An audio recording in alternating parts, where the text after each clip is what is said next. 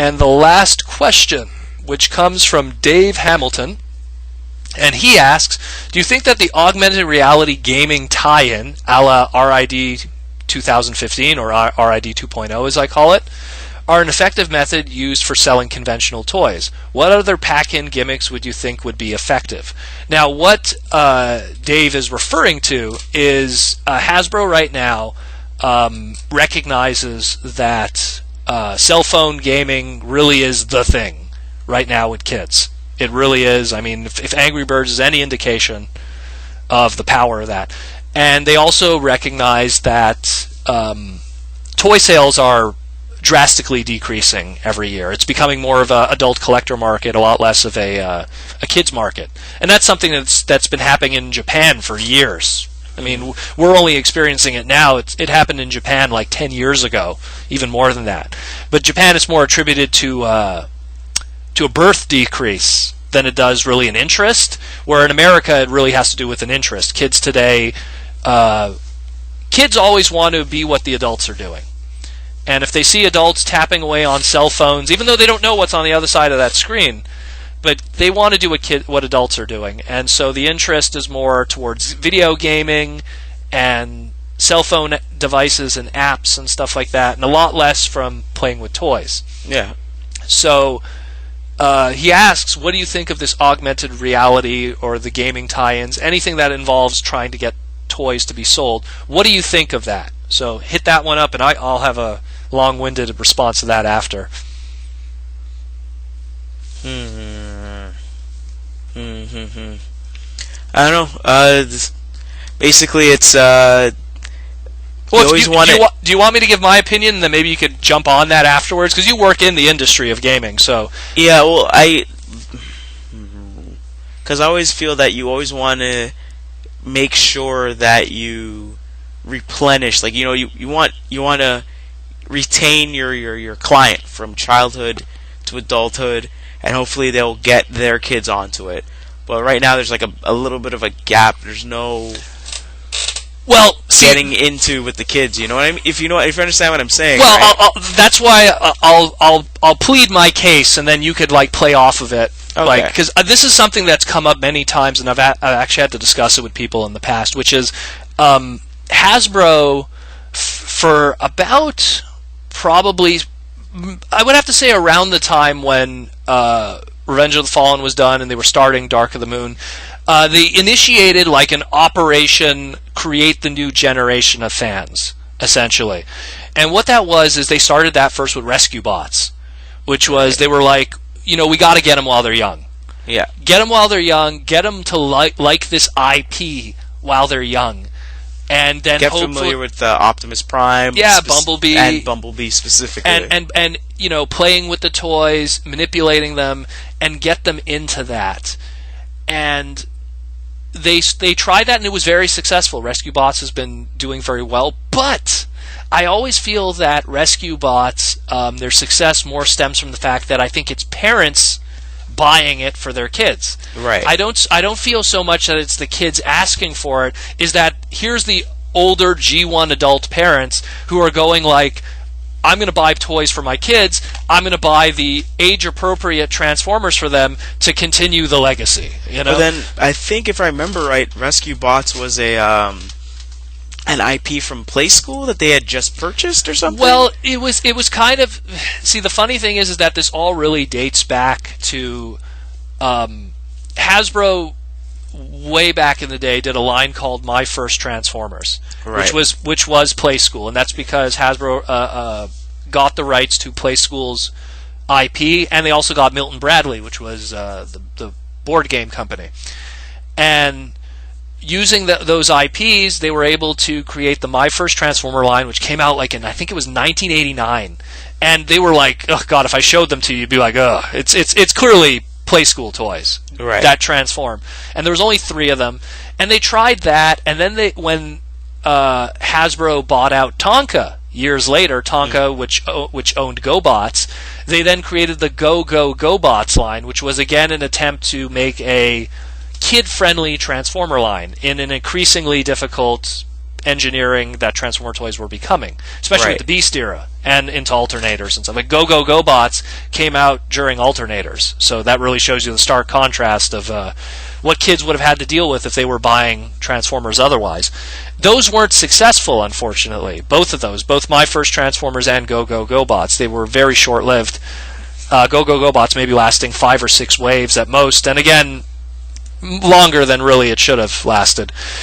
Rescue Bots, I guess also because it's post-Bay movie, where Go Bots was during, again, alternators, Energon, before the Bay movie, before that popularity.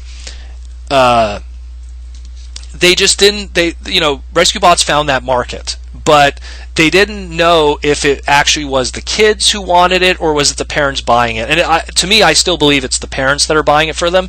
So, but Hasbro still they were seeing how with Angry Birds, they were losing money. They were seeing how kids today were just buying video games instead of buying toys, while the adults were, buying the toys, so they wanted to get that market back. So then they did a whole other initiative, which was the augmented reality and doing any kind of cell phone gimmicks. And it first started, because people are saying, it started with RID.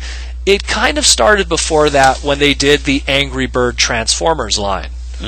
Because the Angry Bird Transformers line is you buy this toy, this Angry Bird Transformer, and on the bottom of the toy was a QR code that you then hovered above your cell phone camera, and it would unlock features. Right. And so they tried to do that, where, hey kids, buy toys from us, it'll unlock stuff on your cell phone game.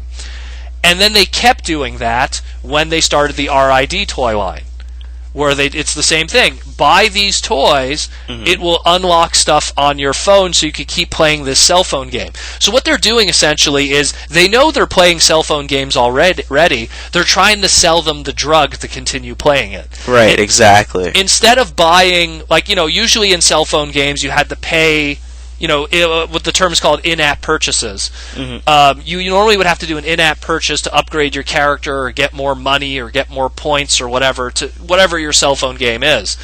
But what they're doing instead is they're saying, buy this toy and you'll get that in-app purchase free with the purchase of this toy, more or less. Right. But what they're hoping is, now that you've purchased this toy, why don't you play with it? Isn't this toy cool? Wouldn't you want to own more of these? And then they're hoping that it's going to, just like getting that first hit of cocaine, they're hoping they're going to get addicted to it, because normally you wouldn't touch the drug because, I don't want it, it's not cool. And then you try it, and Transformer Slag does not, condone or... Good job. We don't suggest, but, what they're trying to do is they're trying to get you to do that first hit, so that way you get addicted to it, because otherwise you wouldn't do it at all.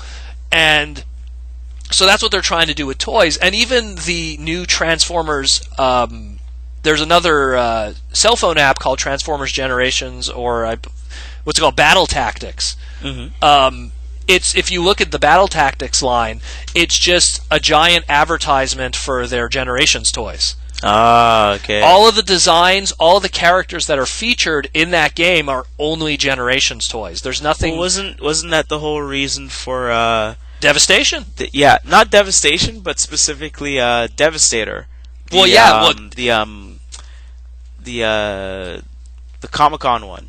Well, the thing is it goes... Comic-Con box the mention of that is it goes beyond that, and we've discussed this, I believe, in the past on the podcast, where Transformers Devastation and even War for Cybertron, those were toys that were made solely out of the fact of a video game. Right. Trying to corner that market. People play the video game, really enjoy it. Hey, we have toys of it. Where Hasbro would never really do stuff like that in the past. To me, I almost feel like the Devastator Combiner War toy only exists just because of a video game. Because the video game, it's trying to target that market, get those fans into it, and Hasbro are notorious for being survivors. That's the one thing I will always give them, is that if you look at the Transformer toy line, they will do anything in their power to do whatever's hip and hot at the time to keep kids buying it.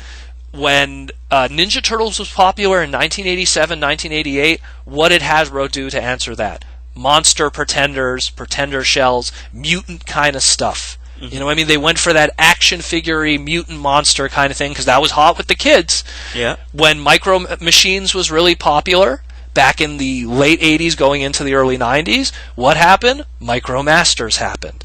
When Power Rangers was really popular in the G2 era, in the early 90s and going into the mid 90s, what did they do? They color appropriated those Dinobots. Yeah. They weren't a red dinosaur, a blue Triceratops, and a green, dragon or whatever, but they made sure to have those colors, if anything, to confuse. Yeah, exactly. The purchasers into thinking, oh, is this a Power Ranger? It's a dinosaur that transforms into a robot that's color coordinated. They always did stuff, and then we keep going on and on. We could go into saying like Armada was Pokemon, and I mean they've always done stuff to be hip with the market. Even bot shots. A good example, bot shots was just an answer to Beyblade and Bakugan, which are these, those popular kind Beamon? Was it Beamon? Battle Beat 'em On. Yeah. Battle Beat 'em On, to do whatever was popular at the time with kids, they would do an appropriation of that. Same thing, Creo is just the answer to Lego. Mm-hmm. The Constructabots was just the answer to all that Hero Factory and Bionicle stuff. Like, they've always done stuff to survive. And this augmented reality technology and all of that, that's really hot right now. Is with the Amiibo, with Skylanders and all of that. Transformers is trying to get in on that, where it's you buy a toy and it unlocks something in your game. And the funny thing is that they've been kind of, trying to do that even before Skylanders became hot, because they knew that already video games were the future. They were just doing it in a different way. They were doing it that you bought a bot shot, it gave you a code, and then you could get points on a website and unlock stuff. They were already kind of doing similar to what Skylanders first started, where Skylanders was you bought a figure, it became your memory card and also unlocked a character. Like, it's the new hot thing to do now. Lego now does it also with their new Dimension line that came out. Everyone's doing it. Hasbro is just one of the many people that are trying to do it. They're trying to do it to save their industry. Exactly. Where if Nintendo does it, they're doing it, to make money for their own company, to keep their IPs out there. Hasbro's doing it to kind of save an industry where, and I don't want to make it sound like they're trying to do something noble, but they're trying to do it where they don't want kids dropping off of toys. Yeah, exactly. They don't want an entire generation of 5-year-olds going, toys are stupid, I like playing, Minecraft or Skylanders or Candy Crush, like going literally from the ability to have opposable fingers. The second you hit like 3, 4, 5, when you really start having that ability to manipulate these devices, going straight from that into video games, never having that toy phase in your life, which is mind-blowing when you think of our generation, where it's like, fuck, that was such a huge part of our existence. Yeah, exactly. But then I say to, I always say to people, like, when you think of our parents, they grew up, maybe fishing was a part of their childhood. How many kids today fishing was a part of their childhood? Or I think that it's also... Not much that I know of, to be very honest. Excuse me? Not much that I know of, to be very honest. Well, exactly. Or playing sports growing up. That's something that's that also... Was everyone, though. Yeah, but now that's... when you're growing up in a time with, like, all these, like, hockey greats and basketball greats and everything. Well, when you think of I'd hate to go off on a tangent, but that's the thing, is that when you think of iconic sports stars and heroes, it stems more from our generation than it does anything modern today.